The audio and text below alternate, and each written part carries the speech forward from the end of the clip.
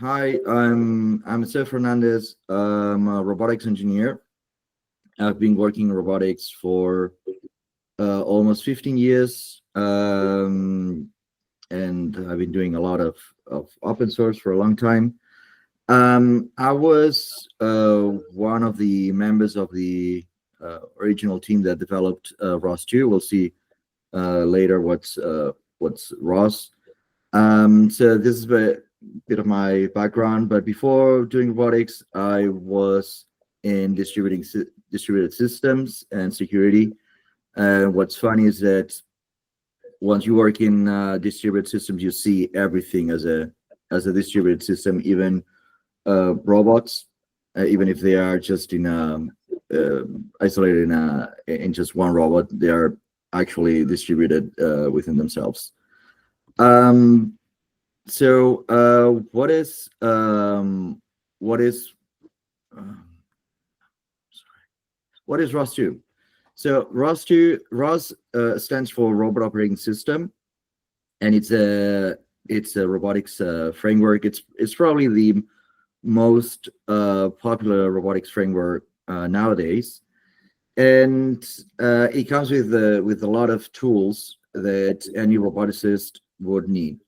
Um, some of these, if you're familiar or not with robotics, navigation in robotics is a bit different from in the real world.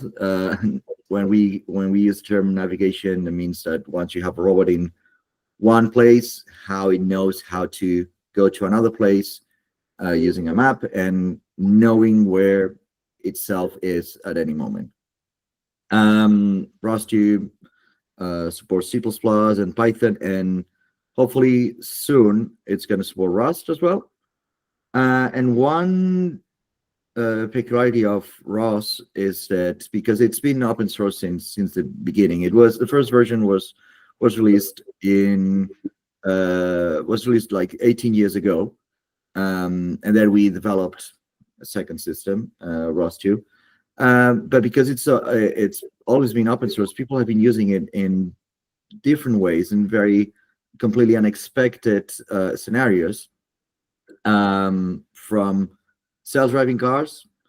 There are companies that use it for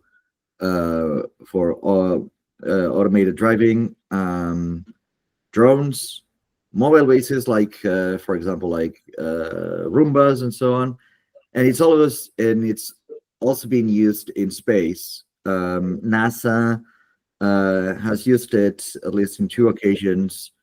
One for the Robonaut 2, which was a humanoid robot that was in the International Space Station that was helping astronauts there. So as you can see, it's a very versatile framework. And the coolest thing about being open source is that you just don't know how your users are gonna use it. And so we have plenty of users of ROS. Some of the big names include NASA and Intrinsic, which is part of Alphabet.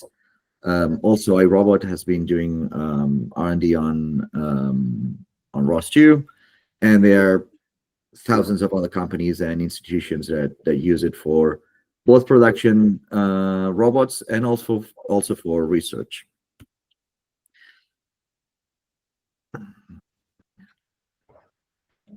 So just I'm gonna get a bit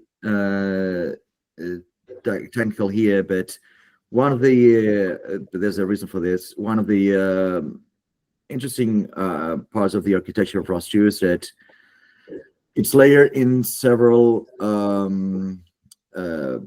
layers, several components, and so we have the developer-facing layer, the one that people use in different languages, and there's several layers until you get to the transport, which is where we're gonna focus this pitch. Right now, the two transports that are supported in ROS2 are DDS and many vendors that support DDS, which include Cyclone, Fast, DDS, and Connect. And then there's another transport called Xeno. The reason for this project and the goal of this project is to use libp2p as a middleware for ROS2. The using libp2p has many advantages in robotics, mainly that it's fully distributed. There's no single point of failure. If you have there's a field in robotics called swarm robotics, in which you have hundreds or even thousands of robots all working together. You can also integrate sensors that are stationary. Of course, the robot already has sensors, but you can also see this as a network of sensors. But by using libp2p, we get so many other features for free, like security and encryption. Because when you're developing a robotic system, one of the issues is security, and this is a thing that in general robotics haven't paid too much attention to it, because You have 1 minute left. We've been busy with other stuff. Thank you. So that's why we're using libp2p. The goal of this grant was to use libp2p. We are gonna use the grant to support this goal. We are gonna we have the end goal of demonstrating this on a real robot, on a turtle robot, G1 Unitary, or even a humanoid robot, and that's it. Thank you.